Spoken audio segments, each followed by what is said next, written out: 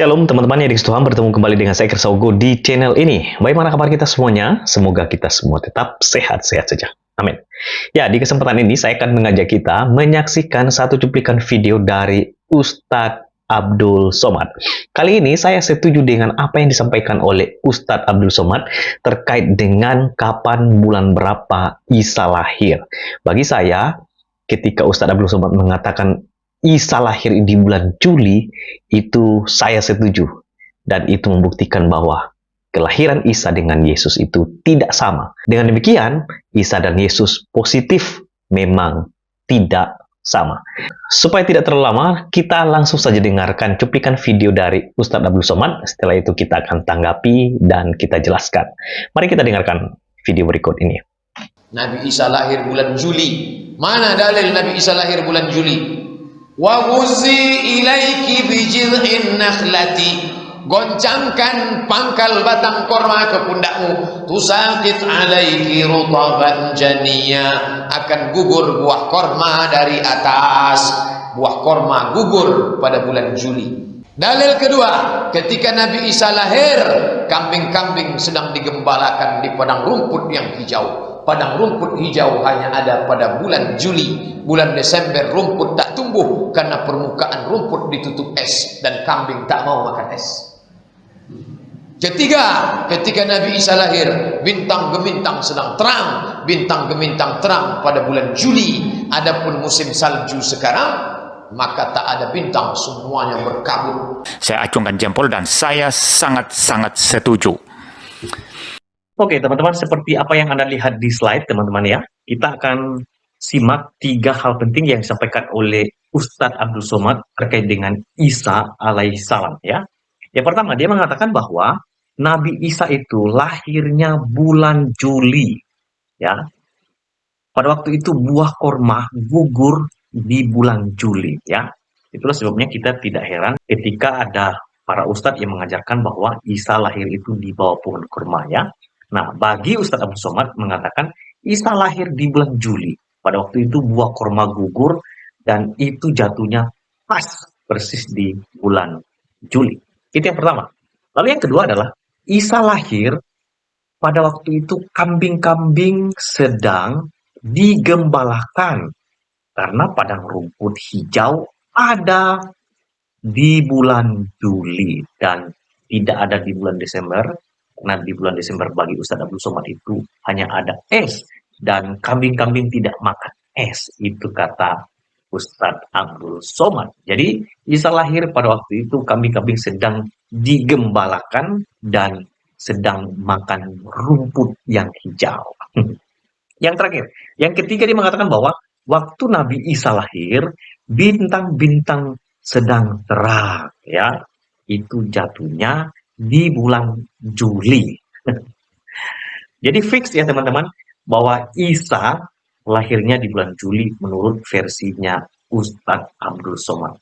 Dengan demikian, pada waktu kita merayakan hari kelahiran Yesus Kristus di bulan Desember, itu berarti kita sedang merayakan Kristus yang lahir di bulan Desember. Dan Yesus Kristus itu jelas tidak sama dengan Isa karena Isa lahirnya di bulan Juli ya.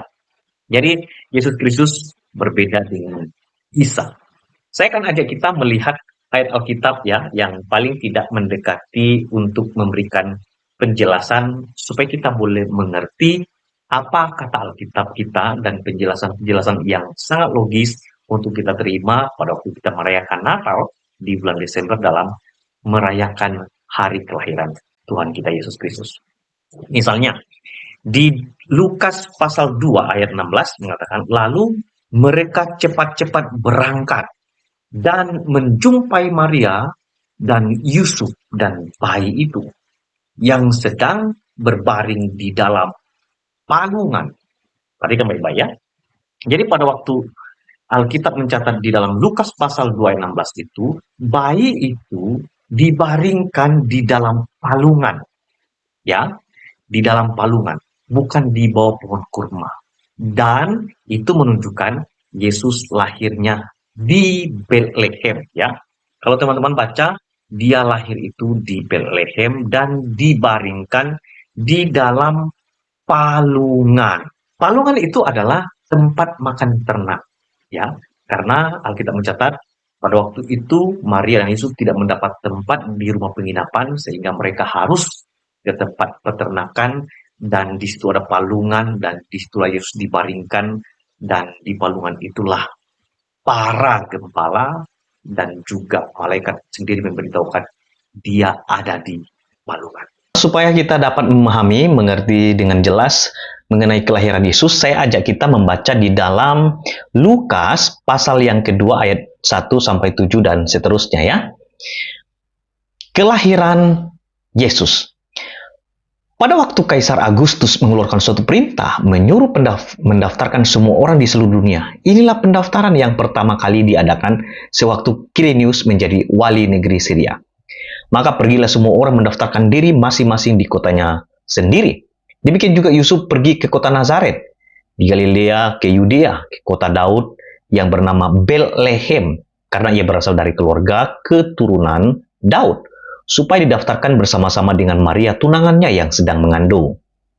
Ketika mereka di situ, tibalah waktu bagi Maria untuk bersalin, dan ia melahirkan seorang anak laki-laki, anak yang sulung, lalu dibungkusnya dengan lampin dan dibaringkan di dalam palungan, karena tidak ada tempat bagi mereka di rumah penginapan. Lalu ayat 8-20, gembala-gembala. Di daerah itu ada gembala-gembala yang tinggal di padang, menjaga kawanan ternak mereka pada waktu malam. Tiba-tiba berdirilah seorang malaikat Tuhan di dekat mereka, kemuliaan Tuhan bersinar meliputi mereka dan mereka sangat ketakutan. Kata malaikat itu kepada mereka, "Jangan takut, sebab sesungguhnya aku memberitakan kepadamu kesukaan besar untuk seluruh bangsa. Hari ini telah lahir bagimu juru selamat, yaitu Kristus Tuhan di kota Daud. Dan inilah tandanya bagimu, kamu akan menjumpai seorang bayi dibungkus dengan lampin dan terbaring di dalam palungan." Dan tiba-tiba tampaklah bersama-sama malaikat itu sejumlah besar bala tentara surga memuji Allah, katanya, "Kemuliaan bagi Allah di tempat yang maha tinggi, dan damai sejahtera di bumi di antara manusia yang berkenan kepadanya." Perhatikan baik-baik. Di daerah itu ada gembala-gembala yang tinggal di padang menjaga kawanan ternak mereka pada waktu malam. Jadi mereka menjaga ternak mereka di waktu malam. Itu berarti menandakan pada waktu itu para gembala tidak kedinginan dan tidak dijelaskan ada salju di situ ya. Yang uniknya lagi adalah tiba-tiba berdiri seorang malaikat Tuhan dekat mereka dan kemuliaan Tuhan bersinar meliputi mereka dan mereka sangat ketakutan. Perhatikan baik-baik, pada waktu Yesus lahir itu diberitahukan oleh malaikat Tuhan bahwa yang lahir itu adalah Kristus Tuhan di kota Daud. Itu jelas dikatakan di dalam ayat 11. Hari ini telah lahir bagimu juru selamat, yaitu Kristus Tuhan di kota Daud. Itulah sebabnya ketika malaikat memberitahukan itu, para gembala yang mendengar itu mereka sangat ketakutan, tetapi mereka sangat hormat. Dan saudara, apa yang terjadi? Pada waktu itu mereka disuruh supaya melihat bayi itu, karena bayi itu sudah dibungkus dengan lampin dan terbaring di dalam palungan. Dan tiba-tiba tampaklah bersama dengan malaikat itu sejumlah besar bala tentara surga memuji Allah. Jadi ada malaikat-malaikat, ada bala tentara surga, ada para gembala. Mereka di situ menyaksikan dan mereka memuliakan Allah. Apa yang mereka katakan? Kemuliaan bagi Allah di tempat yang maha tinggi dan damai sejahtera di bumi di antara manusia yang berkenan kepadanya. Hebat sekali. Jadi Yesus Kristus yang lahir itu diberitahukan oleh malaikat Tuhan. Dan Kristus yang lahir itu dikatakan dia adalah Tuhan. Yesus dan Isa tidak sama. Terima kasih Ustadz Abdul Somad karena Anda memberitahukan dengan clear Isa dan Yesus jelas tidak sama. Jadi kalau kami merayakan Natal, itu benar. Kami sedang merayakan Kristus pernah datang ke dalam dunia. Dan tidak salah nomenklatur yang diubah oleh pemerintah dari Isa menjadi Yesus Kristus. Karena yang benar dalam iman Kristen adalah Yesus Kristus. Tuhan memberkati. Sampai ketemu di video selanjutnya. Shalom.